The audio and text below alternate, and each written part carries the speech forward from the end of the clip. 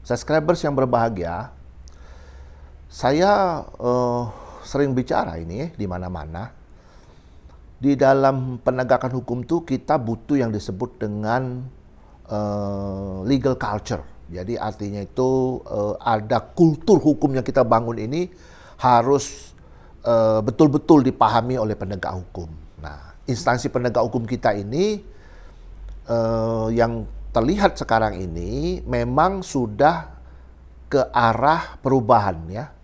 Tapi perubahan-perubahan ini memang butuh waktu yang menurut saya memang butuh komitmen. Yang sangat penting adalah komitmen dalam diri pemimpin yang ada di sana itu. Nah, kalau pemimpinnya sendiri tidak memahami ini secara kultural, maka yang terjadi itu adalah pencitraan gitu loh. Nah, saya punya pengalaman dan teman-teman juga punya pengalaman, dan ini adalah rahasia umum kalau kita pergi ke satu instansi. Ini saya kasih contoh ya supaya kita lihat bagaimana perubahan kultur ini belum terjadi sebenarnya. Yang paling gampang yang di depan mata kita itu adalah tempat parkir gitu loh. Simpel kan? Gitu. Satu tempo saya keliling itu, mau masuk instansi itu, keliling putar-putar 3-4 kali, akhirnya saya parkir di tempat lain, di mall, saya naik online. Ojol nganter saya ke tempat itu. Begitu juga saya pulang, saya mesti balik lagi ke sana. Pertanyaannya simpel sekali. Maka tuh Pak Jokowi itu ngomong ya di dalam beberapa kesempatan. Kita sekarang harus segera meninggalkan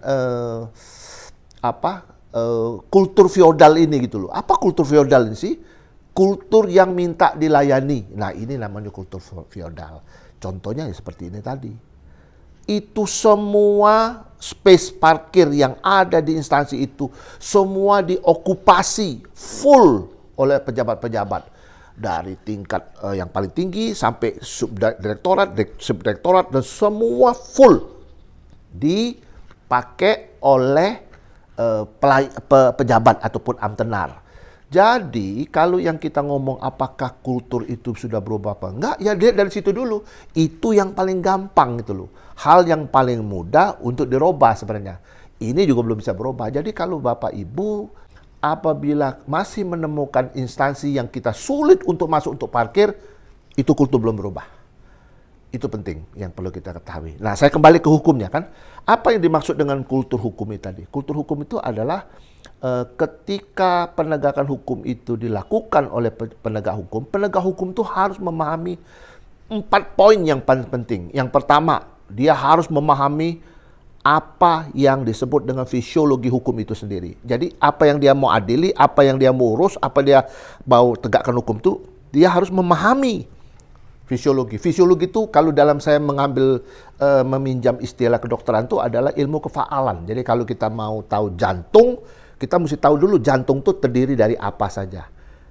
Itu namanya ilmu faal ya. Ada apa? Ada otot jantung, ada aorta, ada apa namanya itu bilik barat, bilik timur, bilik selatan, bilik apa itu, ada istilah dari mereka itu kan bilik dalam jantung itu. Kita mesti tahu itu dulu. Nah, setelah itu yang kedua, kita mesti tahu juga setelah kita tahu namanya itu ilmu kefaalnya, fisiologinya, kita mesti tahu namanya patologinya. Nah, patologi ini pasti berbicara masalah penyakit ya, penyakit dari jantung itu tersebut. Kalau saya ilustrasikan kepada jantung itu. Hukum juga seperti itu. Jadi setelah mempelajari fisiologi, baru kita bisa mengetahui patologi. Nah, patologi ini yang kedua nih, harus diimbangi dengan yang ketiga, kultur hukum. Yaitu apa kultur hukum? Pertama adalah penegak hukum kita harus sikapnya itu melayani, public service. Melayani itu apa? Dia benar-benar serve kepada tuannya itu, hukumnya itu. Dia benar-benar harus menyadari betul bahwa ini masalah hidup orang, ini masalah nasib orang, ini masalah yang sifatnya sangat prinsip. Nah, itu dia harus tahu, harus sadar. Kalau tidak ada kesadaran itu, akan amburadul itu. Apalagi nanti bertindaknya yang negatif-negatif. Saya tidak ngomong yang negatif ya, tapi ini bisa jadi negatif. Nah, ini yang keempat, ini yang lebih penting. Moral. Moral adalah bakinya ataupun wadahnya hukum itu sendiri. Sebagus apapun hukum itu, hukum positif itu ada, aturan yang begitu canggih sekalipun, kalau moralnya tidak baik, atau kalau saya ibaratkan bakinya itu rapuh, ambrol semua, habis. Isi yang di dalam baki itu akan tumpah semua. Karena apa? Moral ini tadi. Jadi ada 4 hal tadi. Nah, ini yang mau saya sampaikan.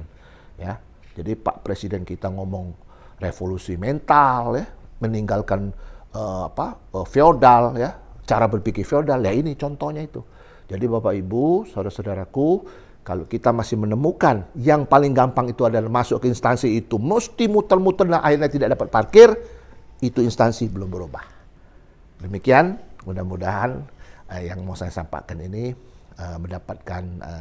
menambahkan wawasan kita semua. Tetap sehat dan semangat.